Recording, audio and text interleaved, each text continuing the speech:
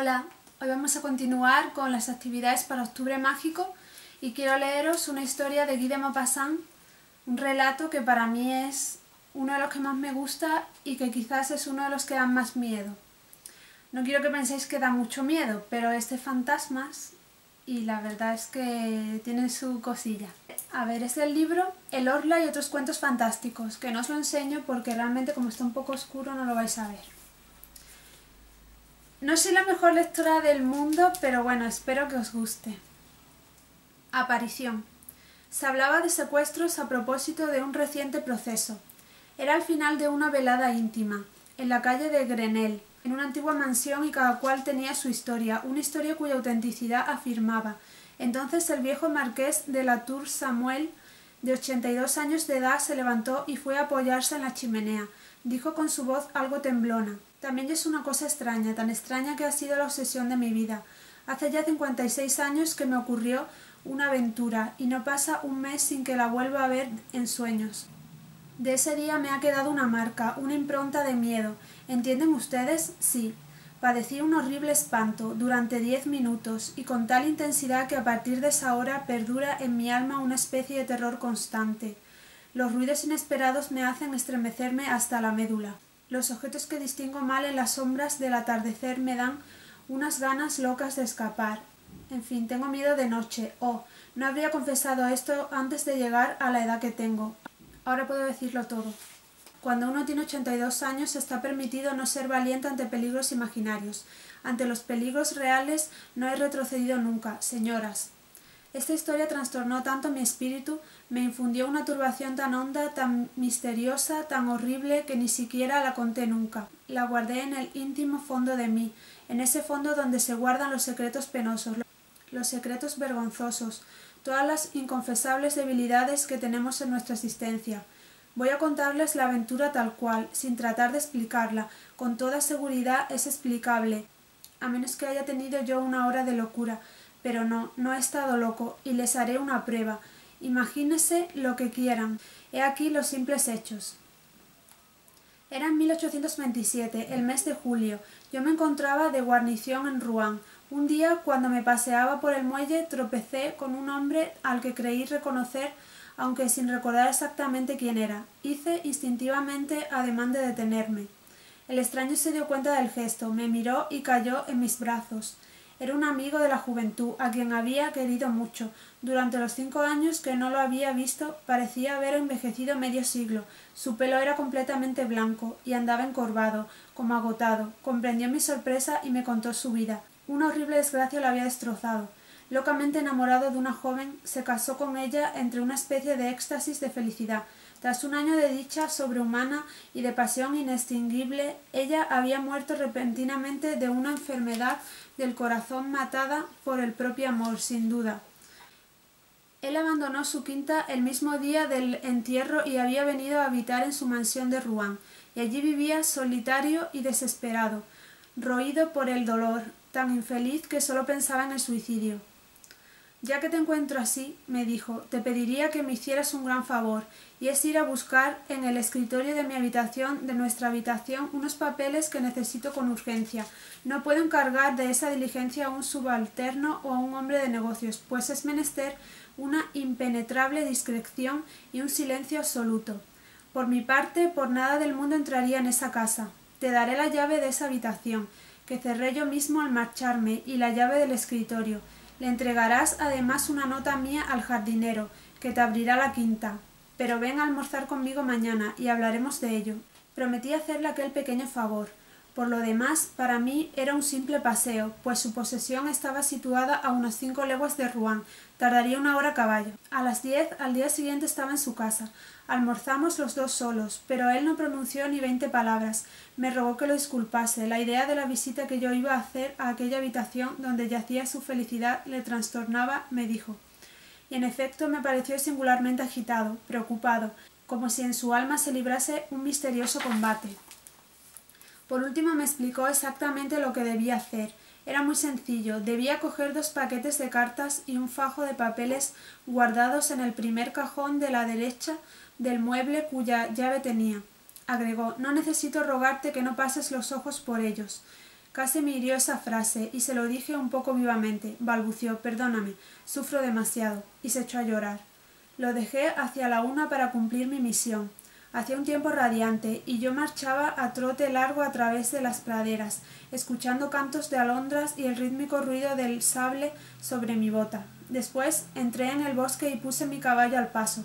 Las ramas de los árboles me acariciaban el rostro y a veces atrapaba una hoja con los dientes y la masticaba ávidamente, con una de esas alegrías de vivir que nos llenan sin saber por qué, una felicidad tumultuosa y como inaprensible, una especie de embriaguez de fuerza. Al aproximarme a la quinta, busqué en el bolsillo la carta que llevaba para el jardinero y advertí con extrañeza que estaba lacrada. Me sorprendí e irrité tanto que a punto estuve de regresar sin realizar el encargo. Después pensé que iba a demostrar con eso una susceptibilidad de mal gusto. Mi amigo había podido, además, cerrar la nota sin fijarse, turbado como estaba. La morada parecía abandonada desde hacía 20 años. La barrera, abierta y podrida, se mantenía en pie no se sabe cómo. La hierba llenaba las avenidas. Los arriates se confundían ya con el césped. Al ruido que hice dando patadas contra un postigo, salió un viejo por una puerta lateral y pareció estupefacto al verme. Salté a tierra y le entregué mi carta. La leyó, la releyó, le dio vueltas, me examinó de soslayo. Se metió el papel en el bolsillo y pronunció: «Bueno, ¿y qué desea?». Respondí bruscamente: «Usted debe saber, puesto que ha recibido en este papel las órdenes de su amo. Quiero entrar en la casa». Parecía aterrado. Declaró: «¿Entonces va usted a su habitación?». Yo empezaba a impacientarme. «Pardiez, ¿es que tiene usted la intención de interrogarme por casualidad?», balbució. «No, señor, pero es que no se ha abierto desde la muerte. Si quiere usted esperar 5 minutos voy a ir a ver si…». Le interrumpí con cólera. «Ah, vamos, ¿se burla de mí? No puede usted entrar, tengo yo la llave». Ya no sabía qué decir. «Entonces, señor, le enseñaré el camino. Enséñeme la escalera y déjeme solo. La encontraré sin usted. Pero, señor, sin embargo, esta vez me enfurecí de veras. Y ahora cállese, ¿no? O tendrá que vérselas conmigo». Lo aparté violentamente y penetré en la casa. Atravesé primero la cocina, después las pequeñas piezas donde el hombre vivía con su mujer. Salvé a continuación un gran vestíbulo, subí la escalera y reconocí la puerta indicada por mi amigo. La abrí sin dificultad y entré. El aposento estaba tan oscuro que al principio no distinguí nada. Me detuve, asaltado por ese insulso olor a moho de las piezas deshabitadas y condenadas, de las habitaciones muertas. Después, poco a poco, mis ojos se habituaron a la oscuridad y vi con bastante nitidez una gran pieza desordenada, con una cama sin sábanas, pero con colchones y almohadas, una de las cuales tenía la huella profunda de un codo o de una cabeza, como si alguien acabara de apoyarse. Las sillas parecían en desorden. Observé que una puerta, la de un armario sin duda, se había quedado entreabierta. Me dirigí ante todo a la ventana para dar luz y la abrí, pero los herrajes de las contraventanas estaban tan herrumbrosos que no pude hacerlos ceder. Intenté incluso romperlos con el sable, sin conseguirlo. Cómo me irritaban estos esfuerzos inútiles, y cómo mis ojos al final se habían acostumbrado perfectamente a la penumbra. Renuncié a la esperanza de ver con más claridad y fui hacia el escritorio.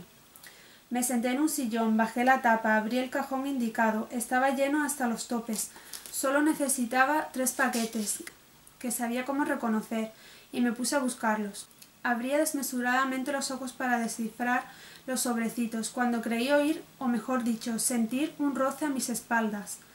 No le di importancia, pensando que una corriente de aire había movido alguna tela, pero al cabo de un minuto otro movimiento casi indistinto hizo correr por mi piel un singular estremecimiento de desagrado. Era tan idiota alterarse, aunque fuera un poco, que no quise volverme, por pudor de mí mismo. Acababa entonces de descubrir el segundo de los fajos que necesitaba, y en el mismo momento en que encontraba el tercero, un grande y penoso suspiro lanzado contra mi espalda me hizo dar un salto a 2 metros de allí. En mi impulso me había vuelto con la mano en el puño del sable y con seguridad de no haberlo sentido a mi costado habría huido como un cobarde. Una mujer alta, vestida de blanco, me miraba, en pie tras el sillón donde estaba sentado un segundo antes. Corrió por mis miembros una sacudida tal que a punto estuve de caerme de espaldas. «Oh, Nadie puede entender, a menos que los haya sentido, esos espantosos y estúpidos terrores. El alma se funde, ya no se nota el corazón, el cuerpo entero se vuelve blando como una esponja. Diríase que todo nuestro interior se derrumba. No creo en fantasmas, pues bien, desfallecí con el horrible miedo a los muertos. Y sufrí, oh, sufrí en unos instantes más que en todo el resto de mi vida, con la angustia irresistible de los espantos sobrenaturales. Si ella no hubiera hablado, tal vez yo habría muerto. Pero habló con una voz dulce y dolorida que hacía vibrar los nervios. No me atreveré a decir que recobré el dominio de mí y que recuperé la razón. No, estaba tan enloquecido que no sabía lo que hacía. Pero esa especie de íntimo orgullo que hay en mí, y en parte también el orgullo de mi oficio, me hacían conservar, casi a mi pesar, una compostura honorable. Fingí ante mí y ante ella sin duda, ante ella, fuese quien fuese, mujer o espectro. Me di cuenta de esto más adelante, pues les aseguro que en el instante de la aparición no pensaba en nada, tenía miedo. Ella dijo: «Oh, caballero, ¿puede usted hacerme un favor muy grande?». Quise responder, pero me fue imposible pronunciar una palabra. Un vago ruido salió de mi garganta. Ella pronunció: «¿Quiere usted? ¿Puede salvarme, curarme? Sufro atrozmente, sufro. Oh, cuánto sufro». Y se sentó suavemente en mi sillón. Me miraba. «¿Quiere usted?». Dije que sí, con la cabeza, pues aún tenía la voz paralizada. Entonces ella me tendió un peine de carey y murmuró: «Péineme, oh, péineme. Eso me curará. Es preciso que me peinen. Fíjese en mi cabeza. Cómo sufro. Y qué daño me hace el pelo». Sus cabellos sueltos, muy largos, muy negros, me parecía, colgaban sobre el respaldo del sillón y llegaban al suelo. ¿Por qué lo hice? ¿Por qué recibí temblando aquel peine? ¿Y por qué cogí en mis manos sus largos cabellos que me dieron en la piel una sensación de frío atroz, como si hubiese manejado serpientes? No lo sé. Esa sensación se me ha quedado en los dedos y me estremezco al pensar en ella. La peiné, manejaba no sé cómo aquella cabellera de hielo, la retorcí, la até, la desaté, la trencé como se trenzan las crines de un caballo. Ella suspiraba, inclinaba la cabeza, parecía feliz. De pronto me dijo: «Gracias».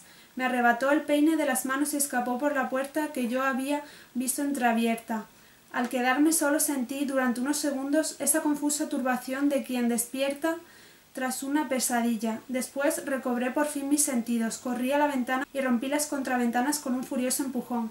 Una oleada de luz entró. Me lancé hacia la puerta por donde aquel ser se había marchado. La encontré cerrada e inquebrantable. Entonces me invadió una fiebre de huir. Un pánico, el verdadero pánico de las batallas. Aferré bruscamente los 3 paquetes de cartas sobre el escritorio abierto. Crucé el aposento corriendo. Salté los peldaños de la escalera de 4 en 4. Me encontré fuera sin saber por dónde, y, viendo mi caballo a 10 pasos, lo monté de un brinco y partí al galope. Solo me detuve en Rouen y ante mi casa. Tras haber arrojado las bridas a mi ordenanza, me refugié en mi cuarto, donde me encerré para reflexionar. Entonces, durante una hora, me pregunté ansiosamente si no habría sido juguete de una ilusión. Seguramente había tenido una de esas incomprensibles conmociones nerviosas, uno de esos trastornos cerebrales que engendran los milagros y a los que debe su poderío lo sobrenatural. Y ya iba a creer en una visión, en un error de mis sentidos, cuando me acerqué a la ventana. Mis ojos, por casualidad, descendieron sobre mi pecho. Mi dormán estaba lleno de largos cabellos femeninos que se habían enredado en los botones. Los cogí uno por uno y los tiré con dedos temblorosos. Después llamé a mi ordenanza. Me sentía demasiado emocionado, demasiado turbado, para ir ese mismo día a casa de mi amigo, y además deseaba reflexionar detenidamente sobre lo que debía decirle. Mandé que le llevaran sus cartas, de las que entregó un recibo al soldado. Se interesó mucho por mí. Le dijeron que estaba indispuesto, que había cogido una insolación, no sé qué. Pareció inquieto. Me dirigí a su casa al día siguiente. En cuanto amaneció, resuelto a decirle la verdad. Había salido la noche anterior y no había regresado. Regresé durante el día. No lo habían vuelto a ver. Esperé una semana. No reapareció. Entonces avisé a la justicia. Lo buscaron por todas partes, sin descubrir un rastro de su paso o de su retiro. Se hizo una minuciosa visita a la quinta abandonada. No se descubrió nada sospechoso. Ningún indicio reveló que allí hubiese estado escondida una mujer. Como la investigación no desembocaba en nada, se interrumpieron las pesquisas. Y al cabo de 56 años, nada he averiguado. No sé nada más. Bueno, os he leído esto para que os deis cuenta por qué me encanta Guy de Maupassant. Es uno de mis autores favoritos, que tiene libros de relatos góticos, aunque también tiene relatos de otros estilos que también están muy bien, que no son de miedo. Y os lo recomiendo mucho, me gustaría que lo leyerais. Y por eso, para este octubre mágico, pues he querido leeros este relato, que me gusta muchísimo y que yo creo que de todos los que tiene, pues es uno de los mejores. Así que bueno, espero que os haya gustado muchísimo y nos vemos en el próximo vídeo.